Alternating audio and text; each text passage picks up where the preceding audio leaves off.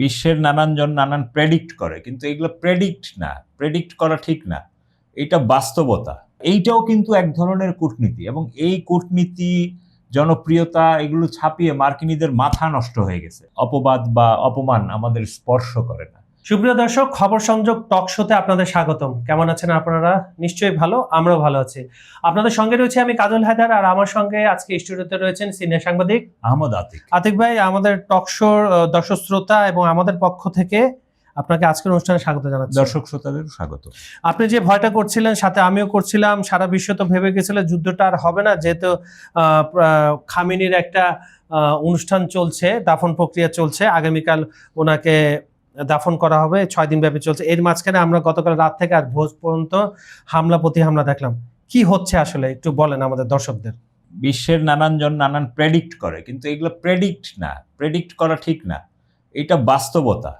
আপনি যদি মার্কিনীদের বা ইসরায়েলিদের চরিত্রটা বোঝেন, হিস্ট্রি যদি বোঝেন, কয়েকশো বছর বা ইহুদিদের ক্ষেত্রে আরো শত শত বছর, কয়েক হাজার বছর যদি সার্চ করেন, দেখবেন এদের মধ্যে বিশ্বস্ততা বা কথা দিয়ে কথা রাখা এগুলো নাই।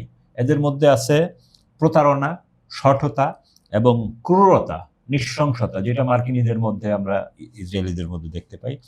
তারা এটা করেছে। মানে সারা পৃথিবীতে ইতিহাসে এই রকম কোনো ঘটনা দ্বিতীয় আমি শুনিনি বা পড়িনি কোথাও, যে একটি রাষ্ট্রের যিনি জাতীয় নেতা, তার জানাজা পার্শ্ববর্তী আরেক দেশেও একই মর্যাদায় অনুষ্ঠিত হচ্ছে। এবং এই যে এইটাও কিন্তু এক ধরনের কূটনীতি, এবং এই কূটনীতি জনপ্রিয়তা এগুলো ছাপিয়ে মার্কিনীদের মাথা নষ্ট হয়ে গেছে। এই জন্য তারা কি করবে, গতকাল রাতে তারা কাপুরুষোচিতভাবে ইরানে হামলা করে দিয়েছে।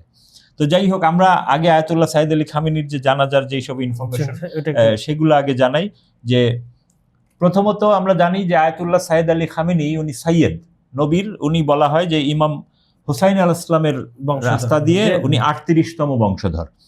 তো আবার ইমাম হাসান আল ইসলামের বংশধর আছে। আপনি ইয়েমেনের যে প্রতিরোধ যোদ্ধাদের দেখেন, তাদের যে নামে ডাকা হয়, তারা ওই কবিলা, হাসানি কবিলা বলে, তারা ইমাম হাসানের বংশধর। এবং বাংলাদেশে আমরা জানি হযরত শাহজালাল রহমতুল্লাহ আলী, উনিও কিন্তু ওই ইমাম হাসানের ওই বংশধর, ওই ধারাটাই বাংলাদেশে এসেছে। তো এই হলো অবস্থা। এবং ইরাকে আপনি জানেন যে ইরানের কোম নগরীতে গতকাল শহীদ রাহবারের জানাজা অনুষ্ঠিত হলো, এবং সেইখান থেকে বিমানে করে চলে এসেছে ইরাকের নাজাফে। তো আপনারা জানেন যে তেহরানে যে জানাজা অনুষ্ঠিত হয়েছে, এটা একটা প্রাথমিক হিসাব পাওয়া গেছে 27.7 মিলিয়ন, মানে 2,70,00,000 লোক তেহরানের সমাবেশে জানাজা বা শোকযাত্রায় অংশ নিয়েছে। তারপর গেছে কমেও কোটি খানেকের মতো। তারপর এখন চলে এসছে কোম থেকে, এটা চলে আসছে ইরাকের নাজাফে। আপনি জানেন ইরানের প্রেসিডেন্ট মাসুদ পেজেশকিয়ান সহ ইরানের শীর্ষ পর্যায়ের কর্মকর্তারা তার কফিন নিয়ে এসেছেন, এবং ইরাকের প্রধানমন্ত্রী সহ তাদের মন্ত্রী পরিষদ এবং সরকারের শীর্ষ পর্যায়ের লোকজন, আর্মির শীর্ষ পর্যায়ের লোকজন, ইভেন সুন্নি মাযহাবের যে শীর্ষ নেতারা, তার লাশ সেইখানে দেহ মোবারক গ্রহণ করে। এবং নাজাফের আনুষ্ঠানিকতা চলছে আজকে, সেইখানে জানাজা হচ্ছে। নাজাফে জানেন যে হযরত আলী আল ইসলামের মাজার, এবং সেইখান থেকে এটা কারবালায় সমাধি চলে যাবে কারবালায়, সেইখানে হযরত আব্বাস আলাইহিস সালামের মাজার এবং ইমাম হোসেন আলাইহিস সালামের মাজার, সেই জায়গায় জানাজা হবে। এবং সেইটার পরে আগামীকাল চলে যাবে সেইটা আপনার ইরানের মাশহাদ শহরে, এবং সেইখানে সব কার্যক্রম শেষে ওইখানে তাকে দাফন করা হবে। তো এই হলো মোটামুটি। এবং কারবালার যে মেয়র শহরের, ইনি বলছেন যে কারবালার যে জানাজায় 70 লাখের বেশি মানুষ আসবে বলে তারা প্রাথমিকভাবে ধারণা করছেন। এই সংখ্যা আরো বেড়ে যেতে পারে। তো এই যে শিয়া মাযহাবের একটা কথা আছে, তারা কারবালার ঘটনা যখন স্মরণ করে, তারা একটা শব্দ বলে যে অপবাদ বা অপমান আমাদের স্পর্শ করে না। এইটা কিন্তু আয়াতুল্লাহ সাইদ আলী খামেনির জানাজা শেষকৃত্য যেভাবেই বলি, আপনি খেয়াল করেন যে এইটা তাদের স্পর্শ করতে পারছে না, বরং মার্কিন যুক্তরাষ্ট্র এই জানাজা এবং এই যে বিশ্বব্যাপী এটার সম্প্রচার, মানুষের মধ্যে কিন্তু এইটার একটা জাগরণ আছে। ওই ধান্দাবাজ লোকবাদ, রাজনীতিবিদ বা সাধারণ মানুষের মধ্যে কিন্তু এটার একটা এফেক্ট আছে, এবং এইটা থেকেই কিন্তু মানুষের দৃষ্টি ঘুরাতে তারা এই হামলা করে ফেললো। এবং আপনি দেখবেন যে ইরানের সব মন্ত্রীরা তো গেছেই, তারপরে ইরানের যে প্রেসিডেন্ট মাসুদ পেজেশকিয়ান, তারা কিন্তু আবার নিরাপদে তার দেশে ব্যাক করেছে। তো এইদিকে আপনার বিদেশি যে সাংবাদিকরা ইরানে এসেছিল এগুলা কভার করতে, আর্মেনিয়ার একদল সাংবাদিক তারা দেখলাম তারা বলছে যে অভাবনীয়, অকল্পনীয়, তারা জীবনে প্রথম ইরানে আসলো এবং একজন রাষ্ট্রনায়কের প্রতি যে মানুষের এত জনপ্রিয়তা থাকতে পারে, আমরা সারা জীবন শুনছি যে সে তার প্রতি কোনো জনসমর্থন নাই, অথচ কয় শুধু ইরানে না, এখন দেখছি ইরাকেও তার সমপরিমাণ জনপ্রিয়তা আছে। এবং ইরানের যে সংবাদ সূত্রগুলো, মানে ওদের সরকারি সূত্রে আমি জানতে পেরেছি যে এই জানাজা পাকিস্তানেও নিয়ে যাওয়ার একটা কথা ছিল, কিন্তু পাকিস্তানের যে আর্মি এবং পুলিশ তারা নিরাপত্তার ব্যাপারে সন্দেহজনক ছিল, এই জন্য পাকিস্তানে নিয়ে যাওয়া হয়নি। আপনি জানেন যে পাকিস্তানের জনগণের মধ্যে 35% কিন্তু শিয়া। তো ওই অঞ্চলটার মধ্যে, এবং আজারবাইজান তো আরো মানে ইসরায়েলের ঘাঁটি টাটি আছে, এই কারণে ওইদিকে যাওয়ার, কিন্তু এই জায়গায় কিন্তু শিয়া জনগোষ্ঠীর একটা বিশাল বসবাস। তো এইভাবে এইটা হয়েছে। তো এখন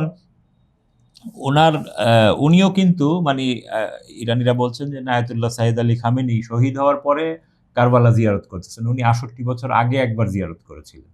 হ্যাঁ, তো এই হলো ওনার যে পূর্বপুরুষ তারাও কিন্তু এই নাজাফ শহরে থাকতেন। ওনার নাম ছিলেন সাইয়েদ হাসান খামেনেই। তো উনি ওই নাজাফ থেকে এই যে ইরানের যে আজারবাইজান এলাকার খামেনেই এলাকায় শিফট করেন এবং তারপর থেকেই তারা ওইখানে বসবাস করেন এবং মাসাদে স্থায়ী হন। এবং ইরাক সরকার কিন্তু, মানে এই যে দেখেন অনেকে যে বলে, ইরাক সরকার এই উপলক্ষে 2 দিন রাষ্ট্রীয় ছুটি ঘোষণা করা হয়েছে যাতে সাধারণ মানুষ এই শোকানুষ্ঠানে এবং জানাজায় অংশ নিতে পারে। তো এটা কিন্তু একটা বিশাল ব্যাপার। এবং পৃথিবীর ইতিহাসে আমরা তো আগেই বললাম যে এটা প্রথম যে কোনো রাষ্ট্রনায়ক। অপরদিকে আপনি মার্কিন যুক্তরাষ্ট্র দেখেন, তাদের যে গণতন্ত্র, সারা পৃথিবীতে তারা গণতন্ত্র বিক্রি করে। জর্জ ওয়াশিংটন তাদের সর্বোচ্চ, সেই লোকের শেষকৃত্যানুষ্ঠানে সর্বোচ্চ 2.5 লাখ লোক অংশ নিয়েছিল। তার মানে এটা কি? মানে এত জনপ্রিয়, এত বিশাল দেশ, কিন্তু 2.5 লাখ লোকও তাদের ইয়েতে থাকে না। আর ইরাকের জনসংখ্যা হলো প্রায় 4.5 কোটি। সেইখান থেকে যদি ধরেন 70 থেকে 80 লাখ লোক জমায়েত হয়, তাহলে কিন্তু সেটা ইরানের চেয়েও বেশি। যদি আপনি মোট জনসংখ্যা 9 কোটি জনসংখ্যা থেকে প্রায় 3 কোটি, আর ওইখানে 4.5 কোটি থেকে তারা বলতেছে প্রায় কোটি লাখের বেশি। হ্যাঁ, তো এইটা যাক এইভাবে হলো। তো এরই মধ্যে আপনি আরেকটা খবর খেয়াল করবেন, এই যে অপমান যে কিভাবে হয়। মার্কিনীদের যে পাপেট, হ্যাঁ, রেজা শাহ পাহলভি, যে ইরানের সাবেক রাজবংশের, আমেরিকায় থাকে, নানান কথা বলেছে, তাকে অলরেডি মিশর গতকাল নিষিদ্ধ ঘোষণা করেছে। মিশরে সে আর ঢুকতে পারবে না। তারপরে আপনি জানেন যে তার পিতাকে কিন্তু ওই যে মানে পলাতক অবস্থায় মিশরেই সে মারা যায় এবং মিশরে দাফন করে তৎকালীন জামাল আব্দুল নাসের, সম্ভবত তারা জায়গা দিয়েছিল। তো সেইখানে মিশরের আল রিফাই মসজিদে তার পিতার স্মরণে মৃত্যুবার্ষিকী অনুষ্ঠান এবং স্মরণ অনুষ্ঠান ছিল, সেইটাও বাতিল করা হয়েছে। তো এইটা দেখেন একটা অপমানজনক অবস্থা। আর এই যে মার্কিনীরা আপনার এই যে বিশ্বকাপ খেলা চলাকালীন হামলা করে দিল, এইটাতে কিন্তু তারা অনেক ধরনের ঘটনা ঘটিয়েছে। তারা একটা জিওপলিটিক্যাল গেম খেলে দিয়েছে এবং খেলা চলাকালীন তারা ইরানে হামলা চালালো। খেলা চলাকালীন তারা মিশরের একজন গুরুত্বপূর্ণ ব্যক্তি, যিনি ফিলিস্তিনির ওই যে মিশর সীমান্তবর্তী এলাকায় রিলিফ ওয়ার্ক তদারকি করছিলেন, তিনি মিশরের রিলিফ কমিটির পাবলিক রিলেশন ডিরেক্টর মোহাম্মদ আল ওয়াহিদি, তাকে তারা গতকাল খেলার সময়, তারা এই সময়টা কেন বেছে নিল যে এই সময় মিশর তাদের ফুটবল দল নিয়ে উন্মাদনায় ব্যস্ত, এই যে সাম্রাজ্যবাদী আমেরিকা এই সময় হামলা চালালো, যখন ইরানিরাও কিন্তু শোক পালন করছে, কোটি কোটি মানুষ তাকে বিদায় দিচ্ছে এবং বিশ্বের ম্যাক্সিমাম দেশের প্রতিনিধিরা শ্রদ্ধা জানাতে এখন ইরানে অবস্থান করছে। তো এই সময় যে হামলা করলো, এটা কিন্তু সারা বিশ্ব কিন্তু একটা নেগেটিভ রিপারকেশন হলো এবং ওই লোকগুলো সরাসরি দেখলো এই ঘটনাটা। আপনি এক সময় দূর থেকে টিভিতে দেখলেন আর লাইভ ওইখানে থাকা অবস্থায় দেখা। তো বিশ্ব এখন, আমেরিকা এই সুযোগটা নিল কেন, বিশ্বকাপ নিয়ে সবাই ব্যস্ত। এখন কিন্তু এই তাদের এই কাপুরুষোচিততার কেউ প্রতিবাদও জানাবে না, শক্ত প্রতিবাদ জানাবে না। হ্যাঁ, কে জিতেছে কে হারছে এই কোয়ার্টার ফাইনাল নিয়ে সবাই ব্যস্ত। আর সবার চোখ আমেরিকান স্টেডিয়ামে চাকচক্য লাইটিং আর ড্রামের শব্দ। তো এই টাইমটাই। আর এখন আরেকটা জিনিস, এই যে গ্রেটেস্ট শো অফ আর্থ আমরা বলি বিশ্বকাপ ফুটবলকে, সেইটা কিন্তু এইবার একদম শেষ করে দিয়েছে আমেরিকা হওয়াতে শেষ হয়ে গেছে। এবং ফিফা এখন একটা স্ক্যাম এবং এটা পশ্চিমাদের ভণ্ডামি, এটা আবার প্রমাণ হয়ে গেল। তো এই যে জিওপলিটিক্যাল প্রবলেম, মানুষকে তারা বিনোদনের সময় অন্য জিনিসগুলো দিয়ে নষ্ট করে ফেল এবং একটা মেগা ইভেন্টকে হাতিয়ার হিসেবে ব্যবহার করলো। তো যাই হোক, তারা গতকাল রাতে মানে আজকে মানে ভোরে। ওরা তো সবসময় টাইমটা বেছে নেয় রাত 12টার পর পরে। থেকে সকাল ভোর পর্যন্ত। তো এই সময় হামলা চালিয়েছে এবং ইরানও বলেছে যে তাদের এই যে রাহবারের অনুষ্ঠান চলছিল এইটা ফাঁকি দিয়ে 5টি তেল ট্যাঙ্কার ওইখান দিয়ে যাওয়ার চেষ্টা করছিল ইরানের নির্ধারিত পথের বাইরে, তখন তারা এগুলোতে হামলা করেছে। তো মার্কিনিরা বলছে যে এই হামলার পাল্টা প্রতিরোধ হিসাবে তো ইরানের যেসব জায়গায় হামলা হয়েছে, প্রথমে সিরিকু কেশম দ্বীপে, তারপর আপনার ওই যে খার্ক দ্বীপে, হ্যাঁ এগুলোতে আবার হামলা চলে। এবং প্রেস টিভি ইরানের যে রাষ্ট্রায়ত্ত তারা জানিয়েছে যে কেশম দ্বীপে আবারও বিস্ফোরণ হয়েছে এবং খার্ক দ্বীপে। তো সিরিকে কয়েকজন আহত হয়েছে এবং তাদের চিকিৎসার জন্য হাসপাতালে নেওয়া হয়েছে এবং তাদের মাছ ধরাও বাণিজ্যিক জেটিতে, মানে আপনি দেখবেন মার্কিনিরা কিন্তু সবসময় সিভিলিয়ান টার্গেটে হামলা করে, সামরিক টার্গেটে না। তো এখন এই লজ্জাজনক যুদ্ধবিরতি কতক্ষণ টিকবে এবং ইরানিরা আমার তো ধারণা যে মানে রাহবারের দাফনের পরে আরো কঠিন জবাব দিবে। এমনিতে তারা 85টা মার্কিন অলরেডি তারা 85টা মার্কিন স্থাপনায় হামলা করেছে, যেখানের মধ্যে বাহরাইনের 5ম নৌবহরের যে প্রিন্স সালমান ঘাঁটি যেখানে থাকে, তারপরে কুয়েতের আলী আল সালেম বিমান ঘাঁটি, এগুলা সহ মোট 85টি স্থাপনায় মানে মার্কিন স্থাপনায় হামলা করেছে। এবং এই সময় মার্কিন নজরদারি ড্রোন MQ-9 সেটাও আকাশে উঠছিল, সেটাকেও গুলি করে ভূপাতিত করা হয়েছে। তো মার্কিনিরা সবসময় যথারীতি যেরকম বলে যে আমরা ক্ষেপণাস্ত্র ড্রোন হামলা প্রতিহত জবাব দিচ্ছি, কুয়েতের আর্মিও বলতেছে যে আমরা এগুলো জবাব দিচ্ছি, আমরা নিউট্রাল করতেছি, কিন্তু এমনি ধ্বংস হয়ে যায় এখানে নিচে। খুব সুন্দর মিথ্যা কথা। তো এখন মার্কিনিরা সেই ব্যাকফুট থেকে নিজেদেরকে কিছুটা সরিয়ে আনার চেষ্টা করতেছে, এখন দেখা যাক। আর এদিকে আবার ফিলিস্তিনে কিন্তু আবার শুরু করছে। হ্যাঁ, ওই যে ফিলিস্তিনের আপনার মিশর সীমান্তবর্তী এলাকায় বললামই তো যে মিশরের যে একজন শীর্ষ পর্যায়ের কর্মকর্তা নিহত হয়েছেন এবং ফিলিস্তিনি লোকজনও মারা যাচ্ছেন। এবং আবার আরেকটা ঘটনা তো আপনি জানেন যে ফিলিস্তিনির যে ওখানকার যে যারা শাসন ক্ষমতা চালাতো সেই সংগঠনটি প্রতিরোধ যোদ্ধারা, তারা শাসন ক্ষমতার ভার ছেড়ে দিয়েছে, যে বললো ঠিক আছে ওকে, যেহেতু আমাদের নিয়ে এত ঝামেলা, কিন্তু আমরা প্রতিরোধ যোদ্ধা হিসেবে থাকবো, কিন্তু আমরা ক্ষমতার অংশ থাকবো না। হ্যাঁ, ক্ষমতার অংশ থাকবো না, তোমরা শাসন কার্য অন্যরা মিলে করো আর কি।